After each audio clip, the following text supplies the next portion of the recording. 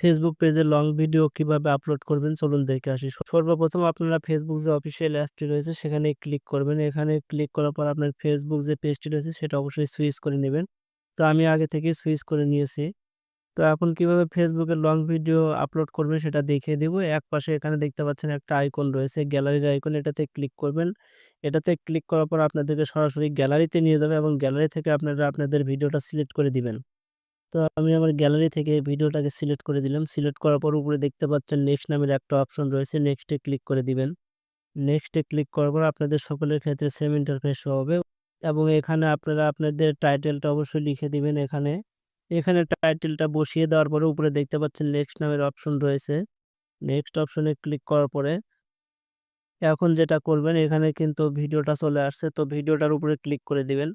Click করার পরে এখানে দেখতে পাচ্ছেন নিচে এড ফ্রম গ্যালারি নামের অপশন রয়েছে। এখানে ক্লিক করবেন। এখানে ক্লিক করার পর আপনারা আপনাদের থাম্বনেইলটা এড করে নিবেন এখানে ক্লিক করে।